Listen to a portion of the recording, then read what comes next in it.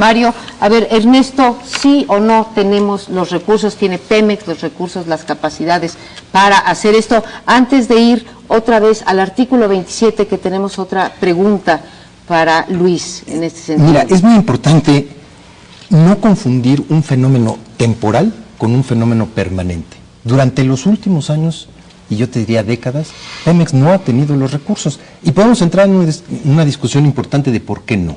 Los precios elevadísimos precios del petróleo, sí, los hemos venido observando del 2006 a la fecha.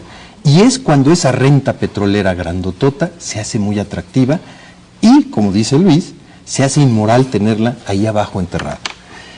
Este no va a ser un fenómeno permanente y eventualmente, tarde que temprano, habrá nuevos sustitutos para el petróleo y la renta petrolera irá decayendo a través del tiempo. Entonces tú dices que hay que aprovecharla ahorita porque está a $84 el barril. Mira, no sabemos si el año que entra esté a 60, pero lo que sí sabemos es que tenemos un costo de producción que ronda los $4 por barril y que cualquier cosa por encima de eso es una renta petrolera muy atractiva para el Estado, para utilizarse en aquello que es verdaderamente el objeto del Estado mexicano, que es el combate a la pobreza, la educación, la salud, la nutrición de los mexicanos, que es en donde mayores carencias tenemos como país en su conjunto.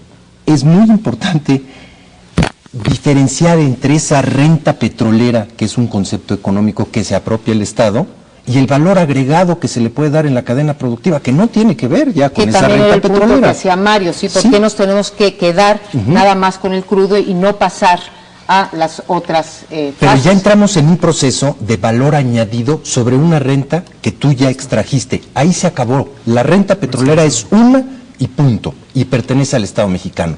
Lo que se le añada hacia adelante, pues no sabemos bien a bien quién lo va a hacer más eficientemente, que ese es el punto para los mexicanos. ¿En dónde encontramos los energéticos más eficientes? Y por eficientes son los de mejor calidad al mejor precio para los mexicanos, para las empresas mexicanas. Entonces, regresamos a este punto en donde hay un enfrentamiento de posiciones. Hablamos por un lado de este librito que es la Constitución de todos los mexicanos y que hay que recordar se viola cada rato, no nada más y no principalmente en materia de petróleo, pero se pueden modificar como se han modificado tantas veces, llevamos más de 400. Pero aún sin eso, Luis tenía un punto de vista, también lo comentábamos aquí entre los 5, de también otras obligaciones del Estado con respecto a las licitaciones y con respecto precisamente a esta pregunta que no necesariamente es moral, muy probablemente es de responsabilidad social con respecto a hacer a la empresa más competitiva. Tú nos comentabas algo que podría darnos luz en la discusión en el artículo 134. Mira, yo diría dos cosas. Una, sí es moral. O sea, México tiene una oportunidad histórica, irrepetible, de volverse un país desarrollado en los próximos 30 años por el bono demográfico.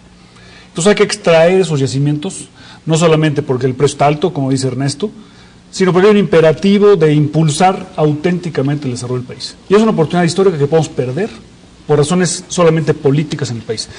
La Constitución es una cosa que hay que tomar muy en serio. Y si vamos a proponer esquemas que la violen, hay que cambiar la Constitución.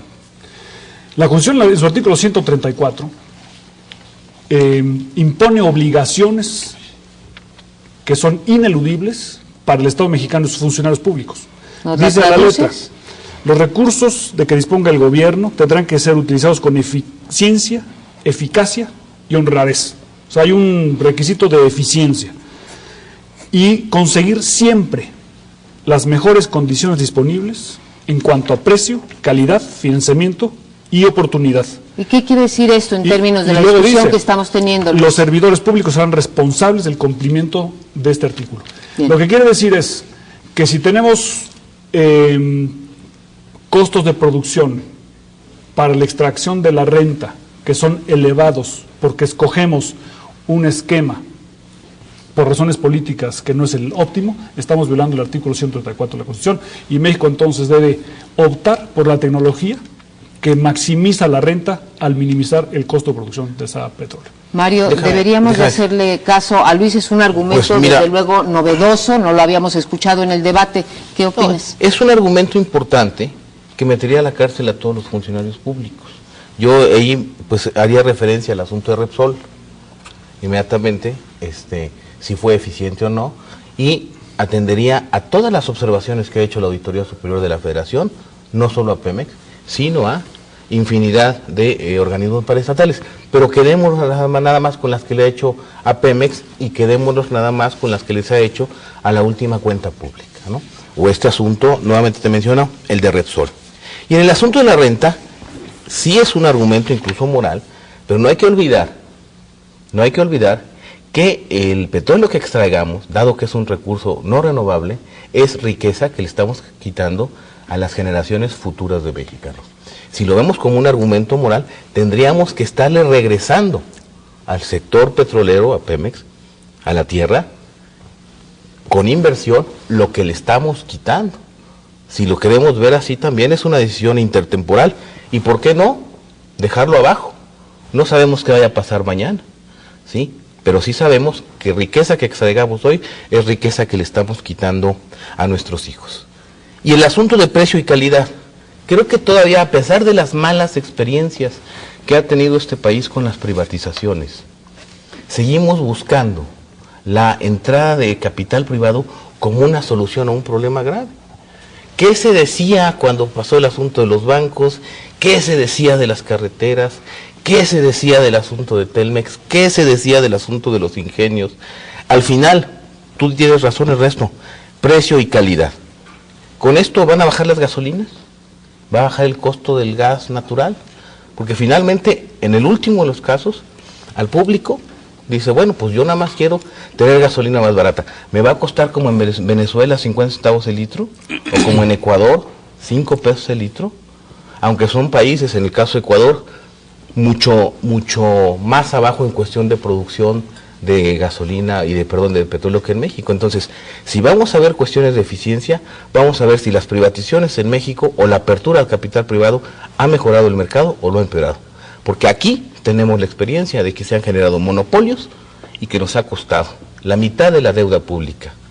En este momento viene de los rescates bancario, carretero y pidiendo. ¿Podría hacer una intervención? Claro que sí, doctor Nájera, para usted la palabra. A mí no me parece convincente absolutamente el argumento de sacar todo el petróleo que se pueda, porque hoy se está vendiendo muy bien.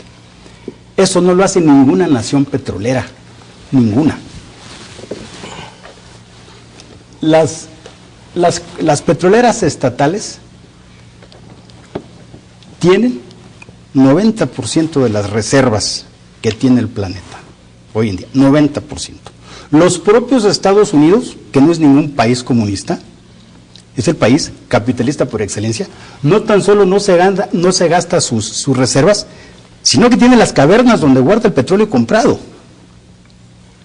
Entonces, habría que matizar eso. Y hay normas internacionales que exigen una los países de la OPEP, reservas, ¿no? Los países de la OPEP no le exigen a sus miembros, ciertamente, que controlen sus reservas. Sí ponen un techo de producción que es flexible, no hay sanciones si no lo. Pero los países de la OPEP cuidan sus reservas porque saben lo que es el futuro de las reservas petroleras.